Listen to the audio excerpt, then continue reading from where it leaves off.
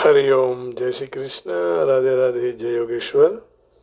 बंशीधरम दोत्रधरम नमामि मनोहरम मोहहरम च कृष्णम मालाधरम धर्मधुरम धरञ्च पार्धस्य सारथ्यकरं च देवं कर्तव्यदीक्षां च समत्वशिक्षां ज्ञानस्य भिक्षां शरणागतिं च ददाति गीता करुणाद्रभूता कृष्णेन गीता जगतो हिताय। कृष्णेन गीता जगतो हिताय। श्रीमद् भगवद गीता जी अध्याय 16वां और श्लोक पहला। आइए सबसे पहले इस अध्याय के बारे में थोड़ी चर्चा करेंगे। श्री भगवान ने 7वें अध्याय के 15वें श्लोक में दुष्कृतिनो मूढ़ः आसुरं भावमाश्रितः माम न प्रपद्यन्ते, माने बुरा कर्म करने वाले और आसुरी प्रकृति को धारण करने वाले मूढ़ मनुष्य मेरा भजन नहीं करते हैं। इन पदों से आसुरी संपत्ति वालों का 16वें श्लोक में सुकृतिनः माम भजन्ते, सुकृतिनः पुण्य कर्म जो करते हैं, पुण्यकर्मी पुण्यशाली वही मेरा भजन करते हैं। इन पदों से दैवी संपत्ति वालों का संकेत रूप में वर्णन किया है। 7वें अध्याय के अंतिम 2 श्लोक पर अर्जुन ने 8वें अध्याय के आरंभ में 7 प्रश्न किए। उन प्रश्नों के उत्तर में 8वां अध्याय वहां पूरा हुआ है। अब देखिए 7वें अध्याय के 15वें श्लोक में न मां दुष्कृतिनो मूढ़ः प्रपद्यन्ते नराधमः मायया परुतज्ञाना आसुरं भावमाश्रितः। न मां दुष्कृतिनो मूढ़ः प्रपद्यन्तेऽन्यदेवताः मायया परुतज्ञाना आसुरं भावमाश्रिताः। यहाँ लिख रहे हैं कि माया के द्वारा जिनका ज्ञान हर लिया गया है, ऐसे आसुरी भाव के आश्रय लेने वाले और मनुष्यों में अत्यंत अधम पाप कर्म करने वाले मूढ़ जन मेरे शरण में आते नहीं हैं। और वही बात सत्य है, जब तक ये भाव मूढ़ भाव नहीं होता जाता है, अमूढ़ नहीं होते हैं, तब तक भगवत भजन करने की भावना ही नहीं होती, इच्छा नहीं होती। तो भगवान ने 7वें अध्याय के आरंभ में जो विज्ञान सहित ज्ञान को कहने की प्रतिज्ञा की थी, वही विज्ञान सहित ज्ञान को कहने के लिए 9वें अध्याय के विषय का प्रारंभ किया। यहाँ 9वें अध्याय के 12वें श्लोक में भी राक्षसी मासुरीम चैव प्रकृतिम मोहिनीम श्रेता। 9वें अध्याय के 12वें श्लोक में भगवान ये कह रहे हैं, आसुरी जो वृत्ति है उसको दूर करना बहुत कठिन है। सूरी यदि न कर सके तो कोई बात नहीं, लेकिन आसुरी वृत्ति को तो छोड़ना चाहिए। मोघाशा मोघ कर्माणो मोघ ज्ञाना विचेतस राक्षसीम आसुरीम चैव प्रकृतिम मोहिनीम श्रितः। जो आसुरी राक्षसी और मोहिनी प्रकृति का ही आश्रय ले, ऐसे अविवेकी मनुष्य की सब आशाओं व्यर्थ हैं, सारे शुभ कर्म व्यर्थ हैं और सबका ज्ञान व्यर्थ है। अर्थात उनकी आशा, कर्म और ज्ञान और समझन सफलता देने वाले नहीं होते हैं।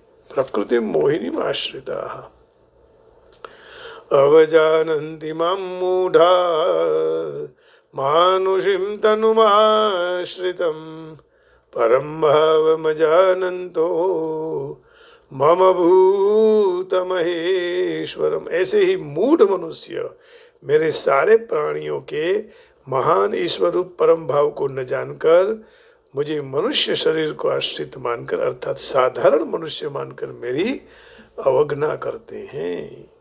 तो आसुरी संपत्ति वालों का 13वें श्लोक में दैवीं प्रकृतिमाश्रितम माश्रिताः मां भजन्ते महात्मानस्तु मां पार्थ दैवीं प्रकृतिमाश्रिताः भजन्तनन्यमनसो ज्ञात्वा भूतादिव्यव्ययम् ज्ञात्वा भूतादिमव्ययम्। लेकिन हे पृथानंदन, दैवी प्रकृति को आश्रित अनन्य मन वाले महात्माओं का मुझे सर्व प्राणियों को आदि अविनाशी समझकर मेरा भजन करते हैं, फिर वह मुझे प्राप्त हो जाते हैं। महात्मानस्तु मां पार्थ दैवीं प्रकृतिमाश्रिताः भजन्ति अनन्य मनसो ज्ञात्वा भूतादिमव्ययम्। तो इन पदों से आसुरी संपत्ति वालों का 13वें श्लोक में दैवीं प्रकृतिमाश्रिताः मां भजन्ते पद से दैवी संपत्ति वालों का संक्षेप में वर्णन करके 10वें अध्याय के 11वें श्लोक तक ज्ञान विज्ञान का विषय कहा। 10वें अध्याय के 11वें श्लोक के बाद भगवान ने दैवी आसुरी संपत्ति का विस्तार से वर्णन करना चाहिए था, परंतु भगवान ने प्रभाव से प्रभावित होकर अर्जुन ने भगवान की स्तुति की और फिर से विभूति कहने के लिए प्रार्थना की। तो विभूतियों का वर्णन करते भगवान ने 10वें अध्याय के अंतिम श्लोक में अर्जुन को कहा कि तुझे अभी अधिक जानने का क्या अर्थ है, क्या जानना है ना। भगवान ने 10वें अध्याय के अंतिम श्लोक में कहा कि इतना जान लिया बहुत है, और जानने से क्या फायदा है। अथवा बहुनैतेन किं ज्ञातेन तवार्जुन विष्टभ्याहमिदं कृष्णम् एकांशेन स्थितो जगत। अथवा हे अर्जुन, तेरी तरह से कई कई बातों जानने की बाबत क्या जरूरत है, जाजी बात और सब जानने की क्या आवश्यकता है। मैं कोई मेरा एक अंश मात्र से सारे जगत ब्रह्मांड को व्याप्त करके स्थित हूँ, अर्थात अनंत ब्रह्मांड मेरे कोई एक अंश में स्थित है। अथवा बहुनैतेन किं ज्ञातेन तवार्जुन विष्टभ्याहमिदं कृष्णम् एकांशेन स्थितो जगत। मैं तो सारे संसार के एक अंश में व्याप्त करके रहा हूँ, और इसी से स्वरूप को उसके एक अंश में सफल संसार रहा हुआ है।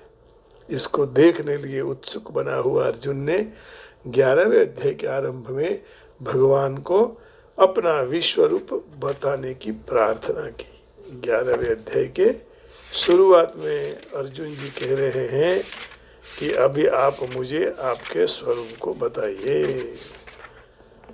अर्जुन उवाच मदनुग्रहाय परमम् अध्यात्मं गुह्यमध्यात्मसंहितं यत्त्वयोक्तं वचस्तेन मोहोऽयं विगतो मम। मेरे पर मात्र कृपा करने के लिए आपने जो परम गोपनीय अध्यात्मक विषय वचन कहे, इससे मेरा मोह नष्ट हो गया है। अब मुझे एवमेतद्यथा तत्व आत्मानं परमेश्वर द्रष्टुमिच्छामि ते रूपम् ऐश्वरं पुरुषोत्तमम्। हे पुरुषोत्तम, आप अपने जैसे कह रहे हो खरेखर वैसे ही हो। फिर भी हे परमेश्वर, आपके ईश्वर संबंधी रूप को मैं देखने की इच्छा करता हूँ। भवाप्यगौ हि भूतानां श्रुतौ विस्तरशो मया तत्तः कमलपत्राक्ष महात्म्यम अपि चाव्ययम्। क्योंकि हे कमल नयन, संपूर्ण प्राणियों की उत्पत्ति प्रलय में विस्तार पूर्वक आपके पास से सुना है। यह आपका अविनाशी महिमा मैंने सुना है। अब मुझे रूपम ऐश्वरम पुरुषोत्तम द्रष्टुम इच्छामि ते मन्यसे यदि तच्छक्यं मया द्रष्टुमिति प्रभो योगेश्वर ततो मे त्वं दर्शयात्मानम अव्ययम। दर्शय आत्मानम अव्ययम। हे प्रभु, मेरे द्वारा यह ऐश्वर्य रूप यदि देखने का शक्य है तो आप यदि मानते हो तो हे योगेश्वर, आप अपने अविनाशी स्वरूप का मुझे दर्शन कराओ। भगवान को 11वें अध्याय में शुरू में ही कह दिया कि आप मुझे दर्शन करा दीजिए। प्रार्थना की। अर्जुन ने अपना विश्व रूप, अर्जुन को अपना विश्व रूप दिखाकर भगवान ने 11वें अध्याय के 54वें और 55वें श्लोक में अनन्य भक्ति का महिमा और उनका स्वरूप बताया है ना। 11वें अध्याय के 54वें और 55वें दोनों श्लोक में ये आ गए 54।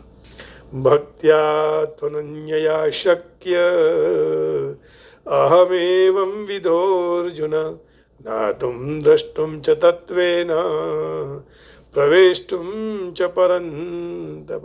परंतु हे शत्रुतापन अर्जुन, ऐसा चतुर्रूप भुजधारी में मात्र अनन्य भक्ति के द्वारा ही तत्व से जानने योग्य और साकार रूप में दिखाने के लिए प्रवेश प्राप्त करना शक्य हूँ। समझ में नहीं आया। अर्जुन, शत्रुतापन आवा चतुर्भुज रूपधारी हूँ मात्र अनन्य भक्ति द्वारा જ તત્વથી જાણવા અને સાકાર રૂપે દેખાવા પ્રારંભ પ્રાપ્ત કરવો શક્ય છું। સાકાર રૂપે દેખાવા તથા પ્રવેશ કરવો શક્ય છું। વાહ! और भक्ति द्वारा ही मैं आप में प्रविष्ट हो सकता हूँ। केचिद केवलया भक्त्या वासुदेव परायणः अघम धुन्वन्ति कार्ष्णेन निहारमिव भास्कर। केचिद केवलया भक्त्या वासुदेव परायणः अघम धुन्वन्ति कार्ष्णेन निहारमिव भास्कर। इसलिए सगुण और निर्गुण उपासकों की श्रेष्ठता के विषय में अर्जुन ने 12वें अध्याय के पहले श्लोक में भगवान को प्रश्न किया था कि कौन सी भक्ति श्रेष्ठ है प्रभु। एवं सतत युक्ताये भक्तास्त्वं पर्युपासते तेषां नित्य पर्युपासते ये चाप्यक्षरमव्यक्तं तेषां के योगवित्तमः। मय्यावेश्य मनो ये मां नित्ययुक्ता उपासते श्रद्धया परयोपेताः ते मे युक्ततमा मतः।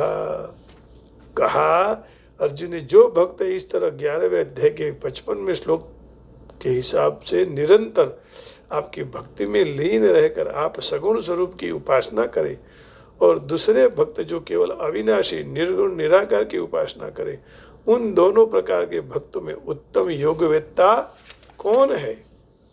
मय्यावेश्य मनो ये मां, मुझ में और मेरे मन में पीरो कर नित्य निरंतर मेरे भजन ध्यान में रचे बचे रहने वाले जो भक्तजन परम श्रद्धा भाव से युक्त होकर मुझ सगुण साकार की उपासना करते हैं, वही मेरे मत के हिसाब से श्रेष्ठ है। यह भगवान ने कहा कि वही श्रेष्ठ हैं जो सगुण साकार स्वरूप को भजते हैं। अब देखिए आगे आगे और भगवान कहते हैं कि निर्गुण का भगवान ने वहाँ सगुण उपासक का वर्णन किया। 13वें अध्याय से 14वें श्लोक के 20वें श्लोक तक निर्गुण विषय का वर्णन किया। फिर अर्जुन ने 14वें अध्याय के 21वें श्लोक में गुणातीत के लक्षण, आचरण और गुणातीत होने का उपाय पूछा। 14वें अध्याय के 20वें श्लोक में गुणातीत कौन है, गुणों से पर कौन हो जाता है ना। ये गुणातीत शब्द से भी यहाँ गीता जी से छुरा हुआ है इन लोगों ने, जो अपने धर्म के बारे में गलत बता रहे हैं उन लोगों ने। 14वें अध्याय के 20वें श्लोक में सारा सब यहाँ से उठाकर ही वहाँ रखा गया है। गुणानेतान् अतित्यत्रिन्देहि देह समुद्भवान् जन्म मृत्युजरा दुःखैर्विमुक्तो मृतमश्नुते गुणानेतान् अतित्यत्रिन्देहि देह समुद्भवान् जन्म मृत्युजरा दुःखैर्विमुक्तो मृतमश्नुते। देहधारी विवेकी मनुष्य शरीर की उत्पत्ति के कारण ऐसे यह तीनों गुणों को पार करके जन्म मृत्यु वृद्धावस्था रूपी दुखों से रहित होकर अमृत का अनुभव करता है। तो यहाँ 20वें श्लोक तक निर्गुण विषय का वर्णन किया। फिर 14वें अध्याय के 21वें श्लोक में गुणातीत के लक्षण। अर्जुन उवाच कैर्लिंगै स्त्रिगुणानेतान् अतीतो भवति प्रभो किमाचार कथम चैतां स्त्रीन् गुणान् अतिवर्तते। हे प्रभु, यह तीनों गुणों से अतीत पुरुष कौन से लक्षणों से युक्त होते हैं, इसका आचरण कैसा होता है और तीन गुणों को कौन सी तरह से वह पार कर सकते हैं। कोई रीत है ऐसी जिसे पार कर जाए? तो गुणातीत लक्षण, आचरण और गुणातीत होने का प्रश्न पूछा। भगवान ने कहा प्रकाशम च प्रवृत्तिम च मोहमेव च पांडव न द्वेष्टि संप्रवृत्तानि न निवृत्तानि कांक्षति। हे पांडव, प्रकाश और प्रवृत्ति तथा मोह ये सारे तरह से प्रवृत्त हो जाते हैं तो भी गुणातीत मनुष्य न तो द्वेष करता है और निवृत्त हो जाता है और न उनकी इच्छा करता है। ये गुणातीत के लक्षण हैं सब। उदासीन वदासीनो गुणर्यो न विचाल्यते गुणावर्तन्त इत्येव योऽवतिष्ठति निङ्गते। समदुःख सुख स्वस्थः समलोष्टास्म काञ्चनः तुल्य प्रिया प्रियो धीरः तुल्य निन्दात्म संस्थितिः मानापमानयोस्तुल्यः तुल्यो मित्रारिपक्षयोः सर्वारंभ परित्यागी गुणातीतस्य उच्यते। उसी से गुणातीत कहते हैं।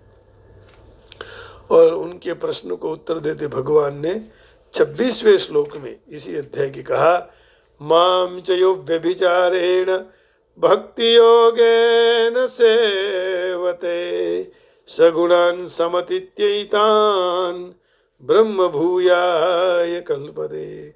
और जो मनुष्य अव्यभिचारी भक्ति योग से मेरा सेवन करता है तो यह तीनों गुणों को पार करके ब्रह्म को प्राप्त करने के लिए योग्य बन जाता है। तो इन पदों से अव्यभिचारिणी भक्ति को गुणातीत होने का उपाय बताया। अर्थात अव्यभिचार से दैवी संपत्ति का, व्यभिचार से आसुरी संपत्ति का संकेत किया गया। अव्यभिचार से दैवी संपत्ति, व्यभिचार से आसुरी संपत्ति। तो अव्यभिचारिणी भक्ति किस तरह प्राप्त हो यह दिखाने के लिए 15वें अध्याय का आरंभ हुआ। 15वें अध्याय के 3 श्लोक में भगवान ने कहा असंग शस्त्रेण दृढ़ेन चित्वा ततः पदम तत्परिमार्गितव्यम्। ये आगे का श्लोक है, लेकिन न रूपमस्येह ततोपलभ्यते नान्तो न चार्दी न च सम्प्रतिष्ठा अश्वत्थमेनं सुविरूढमूलम् असंगशस्त्रेण दृढ़ेन चित्वा। इस संसार वृक्ष का जैसे रूप दिखाई देता है वैसा यहाँ विचार काल में दिखाई नहीं देता है, क्योंकि न तो इसका आदि है न अंत है न उसकी स्थिति है। इसलिए दृढ़ मूल वाले संसार रूपी अश्वत्थ वृक्ष को दृढ़ वैराग्य रूपी शस्त्र से काट कर क्या करना पड़ेगा, उसके बाद परम पद स्वरूप परमेश्वर को शोधना चाहिए, अन्वेषण करना चाहिए। न रूपमस्येह ततोपलभ्यते नान्तो न चार्दी न च सम्प्रतिष्ठा अश्वत्थमेनं सुविरूढमूलम् असंगशस्त्रेण दृढ़ेन चित्वा ततः पदं तत्परिमार्गितव्यं यस्मिन् गता न निवर्तन्ति भूयः तमेव जाद्यं पुरुषं प्रपद्ये यतः प्रवृत्ति प्रसृता पुराणी। तो उसके बाद परम पद स्वरूप परमेश्वर को ढूंढना चाहिए, वो काट के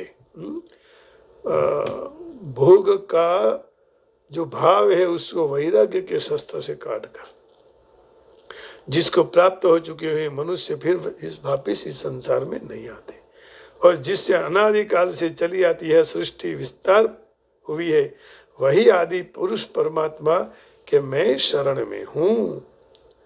तो पदों से कहा कि आसुरी संपत्ति का कारण रूप संग, संसार की आसक्ति का त्याग करके असंगता से प्रकट होने वाली दैवी संपत्ति की बात कही। फिर चौथे श्लोक में तमेव चाद्यं पुरुषं प्रपद्ये यत प्रवृत्ति प्रसृता पुराणी। और अर्थांतर में, दूसरे अर्थ में, जो उनके शरण नहीं जाते हैं वे आसुरी संपत्ति वालों का संकेत किया है। फिर 19वें श्लोक में कहा स सर्ववित् असम्मूढ़ः माम सर्वभावे न भजति। 19वें श्लोक में माने यहाँ यो मामेवम असम्मूढ़ो जानाति पुरुषोत्तमं स सर्वविद भजति माम सर्वभावेन भारत। हे भरतवंशी अर्जुन, इस तरह जो मोह रहित मनुष्य मुझे पुरुषोत्तम स्वरूप जानता है, वह सर्वज्ञ सर्व तरह से मेरा ही भजन करता है। इन पदों से दैवी संपत्ति वालों का अर्थात अधिकारियों का वर्णन किया है। अर्थांतर में जो भगवान को भजन नहीं करते हैं भगवान का, वे आसुरी संपत्ति वालों का अर्थात अनधिकारियों का वर्णन किया है। इस तरह अर्जुन के अन्य प्रश्नों के कारण अब तक भगवान ने दैवी और आसुरी संपत्ति पर विस्तार से कहने का अवसर प्राप्त नहीं हुआ। अब अर्जुन का कोई प्रश्न न रहने से भगवान ने 16वें अध्याय में दैवी और आसुरी संपत्ति का विस्तार से वर्णन करने का प्रारंभ किया। श्लोक इस प्रकार है। अब प्रश्न ही नहीं रहा क्योंकि वो मोह उसका विगतः हो गया। तो प्रश्न भगवान जवाब दे रहे हैं अब कि आसुरी क्या है संपत्ति और सूरी संपत्ति क्या है, दैवी संपत्ति क्या है। तो भगवान बोलते हैं अब अभयम सत्व संशुद्धिर ज्ञान योग व्यवस्थिति दानम दमश्च यज्ञश्च स्वाध्यायस्तपार्जवम। श्री भगवान उवाच। भगवान ने प्रश्न किया कि नहीं, भगवान जवाब दे रहे हैं, बिना प्रश्न ही कह रहे हैं। अर्जुन ने प्रश्न भी नहीं किया है। अब ऐसे ही भगवान प्रसन्न होकर जवाब दे रहे हैं कि भाई दैवी संपत्ति ये है और आसुरी संपत्ति ये है। देखिए अभयम सत्व संशुद्धि संशुद्धि ज्ञान योग व्यवस्थिति दानम दमश्च यज्ञश्च स्वाध्यायस्तपार्जवम्।